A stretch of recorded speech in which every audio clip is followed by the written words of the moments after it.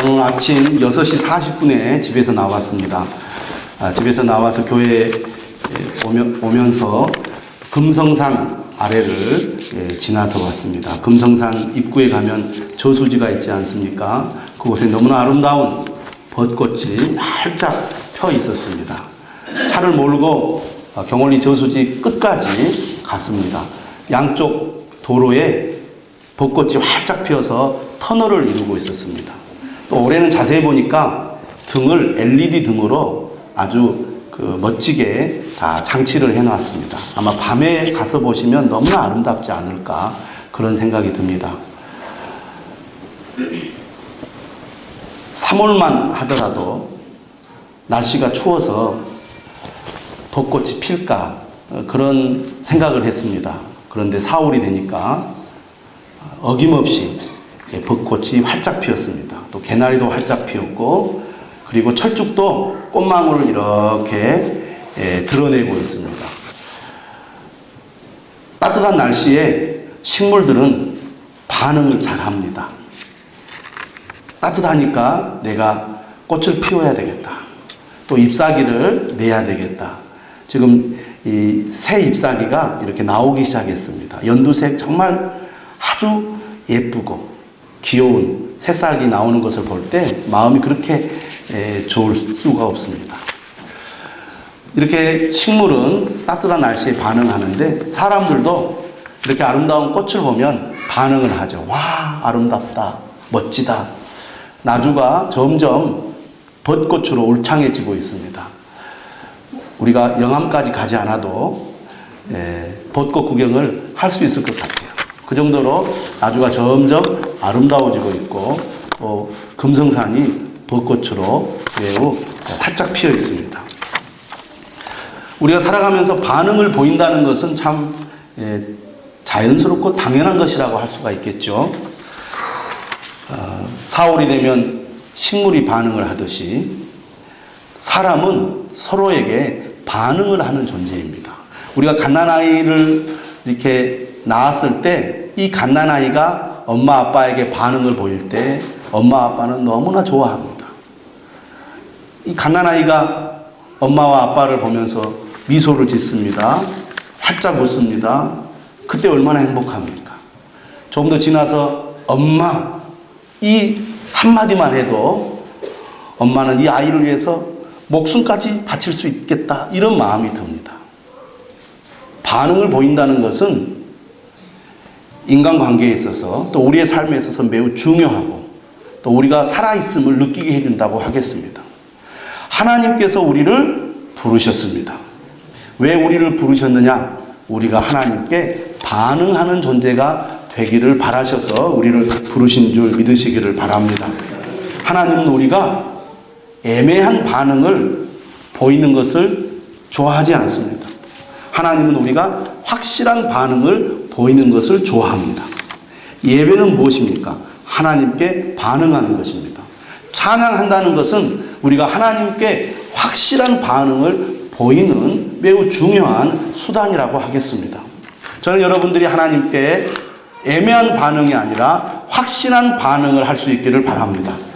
제가 오늘 예배를 인도하면서 이렇게 앞에서 예배를 드리는 여러분들을 제가 지켜보았습니다. 얼마나 마음을 열어 하나님께 반응을 하고 있는지. 여러분들이 정말 마음을 다하여 하나님을 찬양하는 모습을 보았습니다. 그들의 얼굴을 보면 환한 미소를 띠면서 정말 하나님을 사랑합니다. 나는 하나님이 좋습니다. 오늘 하나님께 예배하는 것이 너무 기쁩니다. 라는 그런 표정을 뿜어내면서 찬양을 하는 분들이 있었는가 하면 어떤 분들은 입을 꽉 다물고 아주 근엄하게 예배를 지켜보는 분들도 있었습니다. 그리고 어떤 분들은 고개를 숙이고 지금도 숙이고 있어요. 스마트폰을 보고 있는지 잠을 자고 있는지 딴 생각을 하고 있는지 반응을 보이지 않는 그런 사람들도 있습니다. 옆에 있는 분 한번 바라보시기 바랍니다. 하나님께 반응을 보입시다. 특히 청년들이 경고의 대상입니다. 청년들이 여러분, 우리가 살아가면서 정말 잘 살려면 하나님과의 관계가 가장 중요하다는 것을 믿으시기를 바랍니다. 하나님과의 관계가 잘못되면 절대로 우리의 삶에 행복할 수가 없습니다. 여러분, 인간관계에서도 반응이 얼마나 중요합니까? 여러분이 만약에 길을 가다가 누구를 만났는데 안녕하세요 라고 인사를 했을 때 상대방이 네 반갑습니다 라고 인사를 하면 기분이 좋습니다. 그런데 상대방이 아는 체도 하지 않고 지나간다. 그러면 여러분 어떤 마음이 들겠습니까? 저 사람이 나를 무시하나? 기분 나쁘네? 이런 마음이 들지요. 다음에도 또 인사를 합니다. 그때도 받지 않습니다. 그 다음에도 인사를 합니다. 또 받지 않습니다. 그러면 어떤 생각이 듭니까? 아, 저 사람은 지금 문제가 많구나. 어디 아픈가 보구나. 지금 마음의 상태가 정상이 아니구나. 그렇게 우리가 느끼게 됩니다. 여러분, 어린아이가 반응을 보이지 않으면 얼른 병원으로 데리고 가야 합니다. 왜? 그의 지금 상태가 정상이지 않기 때문에 그렇습니다. 여러분, 하나님이 우리를 부르실 때는 우리가 반응하는 존재가 되도록 하기 위해서 우리를 부르셨다는 것을 잊지 말아야 합니다.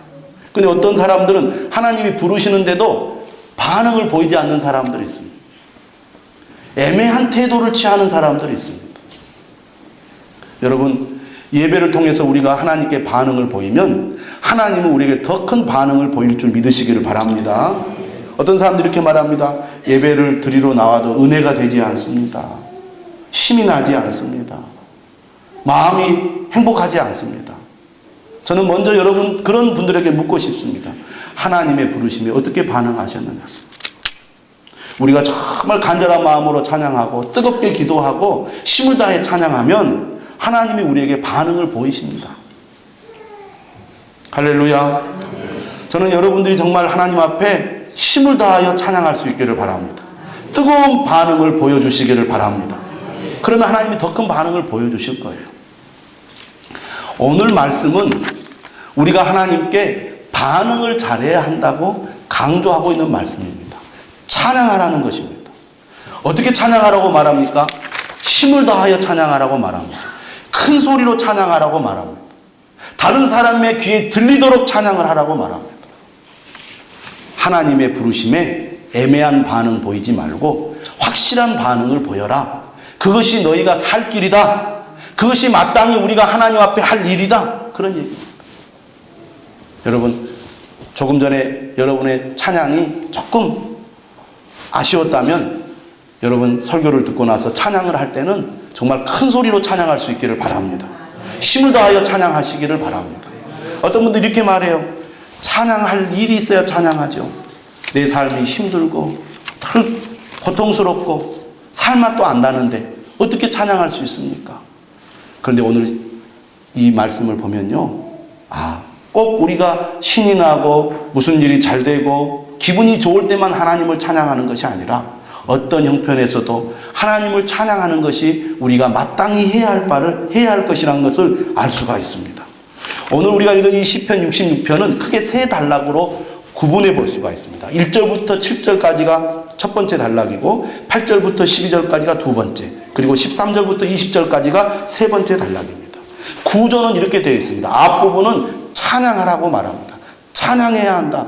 찬양하십시오. 그리고 뒷부분은 어떻게 되어 있냐면 왜 우리가 찬양해야 하는가, 찬양의 이유에 대해서 말씀을 하고 있습니다. 여러분, 우리가 왜 하나님을 찬양해야 합니까?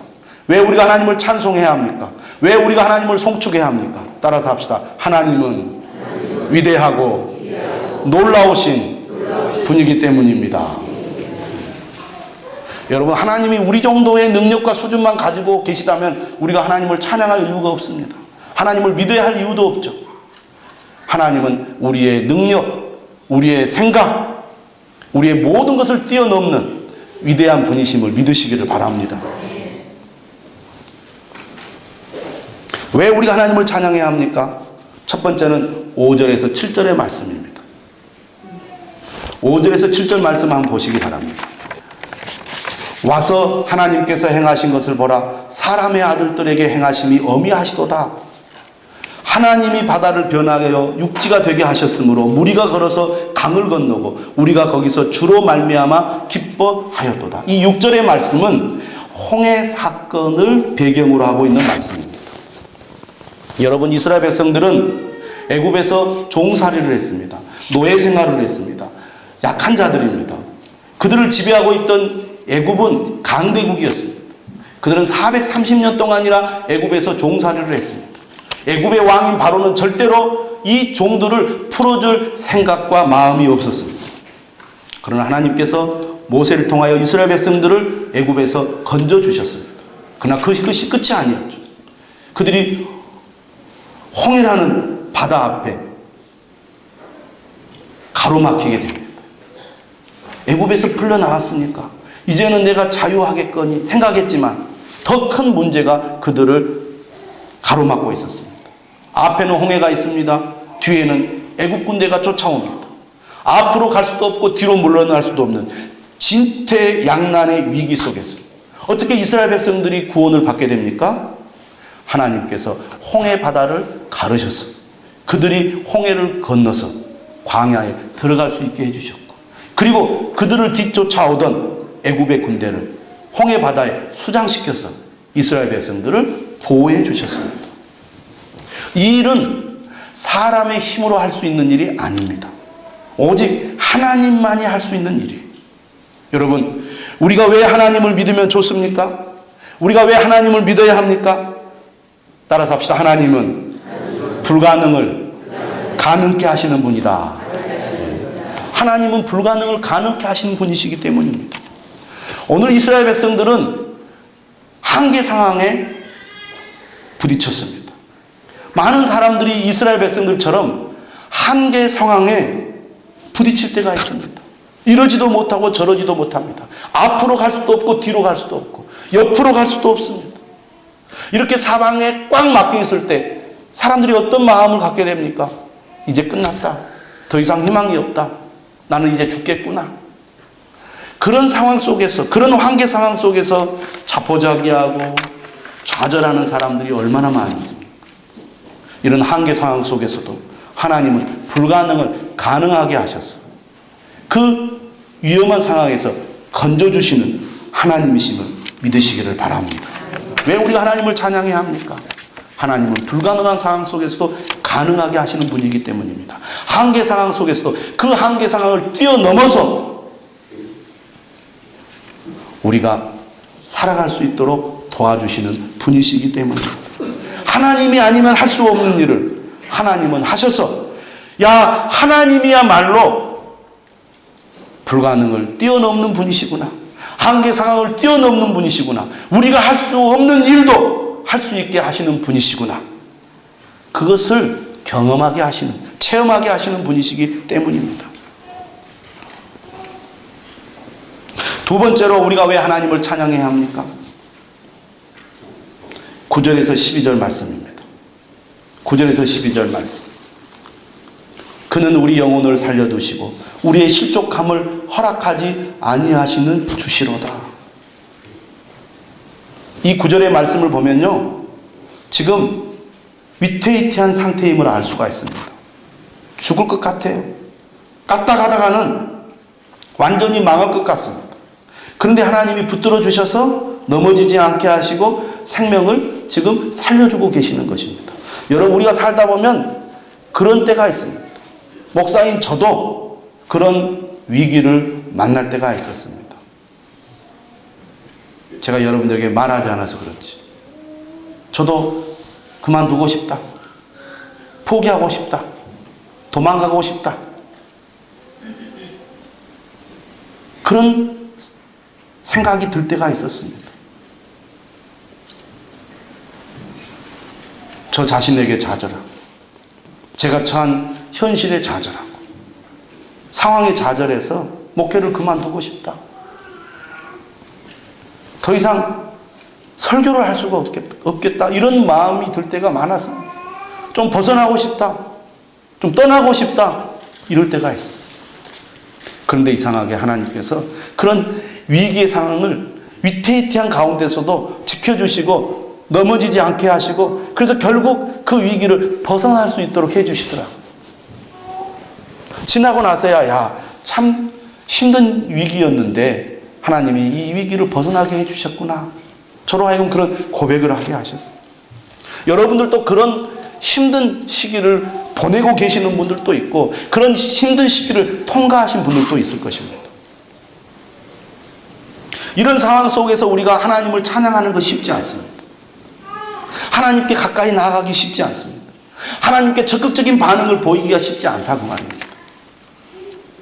그런데요, 오늘 시인은 그렇게 고난 가운데서도 고통스러운 상황에서도 위기 순간에서도 하나님을 찬양해야 한다고 강조하고 또 하나님을 찬양할 수 있는 이유가 어디에 있었을까요? 그것은 바로 이 시인은 그의 시선을 하나님께 두었기 때문입니다. 많은 분들이 그렇게 말합니다. 제가 너무 힘들기 때문에 하나님 앞에 나아갈 수 없습니다. 제가 너무 고통스럽기 때문에 하나님을 예배할 수 없습니다. 제가 너무 지금 숨이 막혀 죽을 것 같아서 하나님을 찬양할 수 없습니다. 우리가 살아가면서 우리의 시선을 나 자신에게 두거나 다른 사람에게 두거나 내 삶의 환경에 두다 보면 찬양할 수가 없습니다. 그런데 아무리 힘들고 어려운 상황일지라도 우리의 시선을 하나님께 두면 찬양할 수 있게 됩니다. 기도할 수 있게 됩니다. 고난 가운데서도 하나님을 바라보게 합니다. 그리고 하나님을 예배하는 삶을 포기하지 않게 만드신다 그 말입니다. 오늘 본문 10절을 보십시오. 이렇게 말합니다. 하나님이여 주께서 우리를 시험하시되 우리를 단련하시기를 은을 단련함 같이 하셨으며. 시인은 이렇게 고백해요. 그들이 겪고 있는 고난과 그 힘든 삶을 하나님의 테스트, 하나님이 우리를 훈련시켜서 우리를 더 나은 사람이 될 수 있도록 우리를 지금 테스트하고 계신다고 그렇게 바라보고 있습니다. 하나님 어떻게 우리를 테스트하시느냐? 은을 단련함 같이 단련하심으로 우리를 테스트한다는 거예요. 단련한다는 게 뭘 말합니까? 불에 넣어서 불 속에 달구는 것을 말합니다. 여러분, 은을 우리가 땅에서 캐냈을 때는 불순물이 섞여 있습니다. 그래서 그 순수한 은을 만들기 위해서는 뜨거운 불에 넣어서 달굽니다. 그래서 불순물은 태워버리고 순수한 은만 추출해내가지고 그것을 사용을 하게 되는 것이죠. 오늘 우리도 마찬가지입니다. 우리가 세상을 살아가다 보면 정말 우리 속에 하나님 보시기에 합당하지 못한 모습들이 많이 있습니다. 하나님은 여러 가지 고난을 통해서 우리를 단련시키는데 우리 안에 있는 불순물을 제거해서 우리를 순수한 주님의 사람으로 만들어 가신다는 거예요. 여러분, 시선을 하나님께 두는 사람은 고난을 겪고 있으면서도 왜 나에게 이런 어려움을 주십니까? 왜 나는 이렇게 힘듭니까? 왜 나는 이렇게 고통을 벗어나지 못하고 있습니까? 불평하고 원망하기보다는 그 고난 속에서 하나님의 뜻이 무엇인가를 찾게 되고 그 뜻이 무엇인지를 늘 볼 줄 알게 된다는 것입니다. 그것을 보니까 하나님을 찬양하는 거예요. 시선을 하나님께 두시기를 축원합니다. 여기서 끝이 아닙니다. 11절에 보니까 우리를 끌어 그물에 걸리게 하시며 어려운 짐을 우리의 허리에 메어 두셨으며 갈수록 더 힘든 고난을 겪습니다. 여러분, 그물에 걸리면요 아무리 힘이 센 짐승도 잘 헤어나지 못합니다. 힘을 쓸수록 힘만 빠지고요. 힘을 쓸수록 상처만 입습니다. 아무리 발버둥 쳐도 벗어날 수 없는 것이 그물입니다. 여러분, 우리가 살다 보면 그럴 때가 있어요.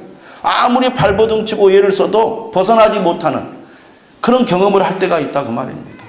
재풀에 죽는 거예요.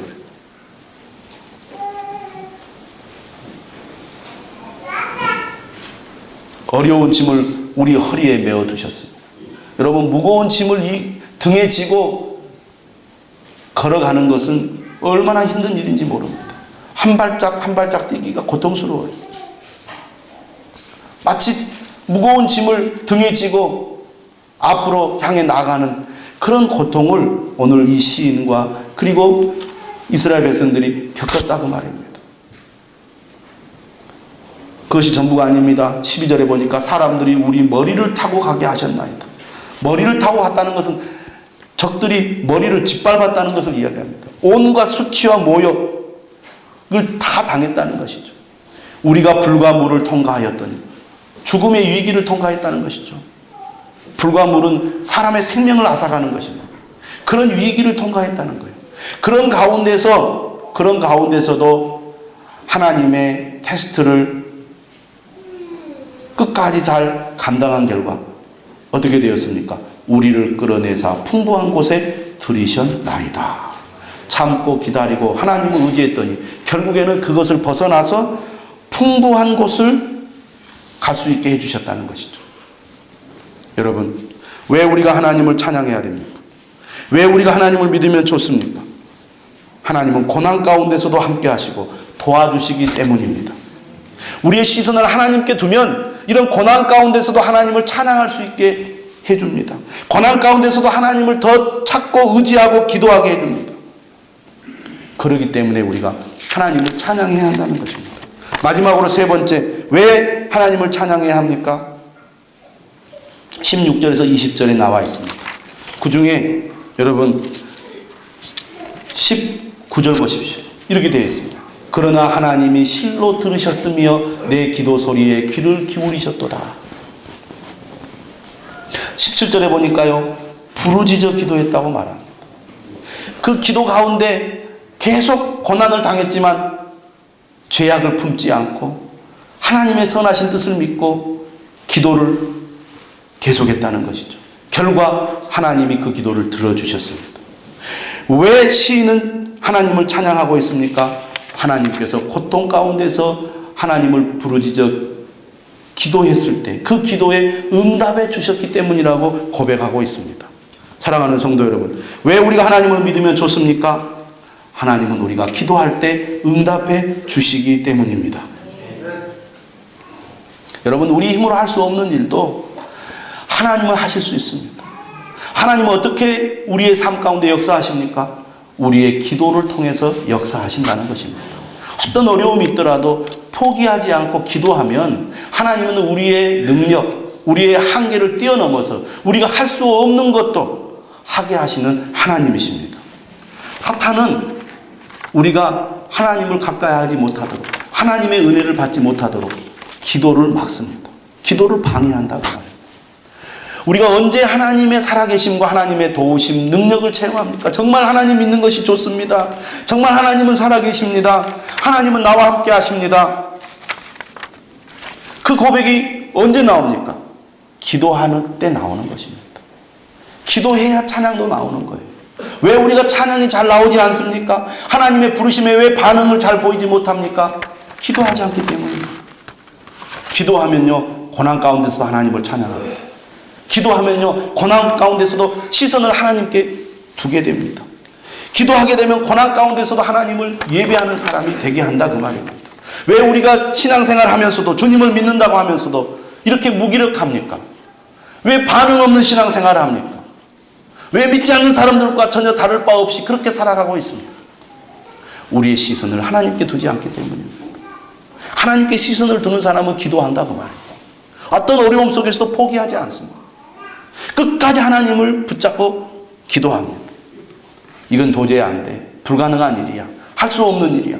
그런 일조차도 기도하면 하나님은 기적을 행하시는 하나님이십니다. 사랑하는 여러분, 우리가 하나님께 반응하는 존재가 되어야 할 줄로 믿습니다. 하나님은 마땅히 찬양을 받기에 합당하신 분입니다. 왜? 하나님은 위대하시고 놀라우신 분이기 때문입니다. 고난 가운데서도 우리를 건져주십니다. 불가능한 문제도 기도하며 응답해 주십니다. 그러므로 오늘 우리는 어떤 일이 있어도 하나님과의 관계를 소홀히 하지 말아야 되겠습니다. 하나님의 부르심에 반응하는 자가 되어야 할 줄로 믿습니다. 그러기 위해서 우리가 항상 어떤 상황 속에서도 우리의 시선을 하나님께 두는 사람이 되어야 합니다. 우리가 어떻게 하나님을 찬양해야 합니까? 1절에 보니까 이렇게 찬양하라고 말합니다. 온 땅이여 하나님께 즐거운 소리를 낼지어다. 세번역과 쉬운 성경을 보니까요, 기쁨의 소리를 외쳐라, 환호하여라, 이렇게 말합니다. 여러분, 세상 사람들도 멋진 음악을 듣고 멋진 가수가 아름다운 노래를 하면요, 소리를 지르고 환호성을 외칩니다. 근데 우리가 정말 좋으신 하나님, 위대하신 하나님, 놀라우신 하나님을 우리가 만나고 그분 앞에 예배를 드리면서도 입을 꽉 다물고 내가 절대로 노래 하나 보자, 이런 분들이 많아요. 전 여러분들이 큰 소리로 기쁨의 소리를 외칠 수 있기를 바랍니다. 그래야 은혜를 받습니다. 그래야 하나님이 여러분에게 반응을 보이십니다. 제가 아까도 말씀드렸잖아요. 예배를 드려도 은혜가 안 됩니다. 말씀을 들어도 은혜가 되지 않습니다. 귀에 들어오지 않습니다. 세상의 생각으로요, 헛된 생각으로 우리의 마음이 가득 차 있으니까 안 되는 겁니다. 찬송을 하면요, 내 마음속에는 찌꺼기, 더러운 생각, 그리고 세상적인 생각들이요, 찬송 소리와 함께 밖으로 분출이 되고 밖으로 이렇게 흘러나가게 되어 있어요. 저는 여러분들이 힘있게 찬양을 하세요. 평소에도 열심히 하나님을 찬양할 수 있기를 바랍니다. 스마트폰 벨소리 좀 바꾸시고요. 은혜가 충만하면 찬송 소리가 들립니다. 은혜가 떨어지면요, 그렇게 그 우울한 세상 음악 있잖아요.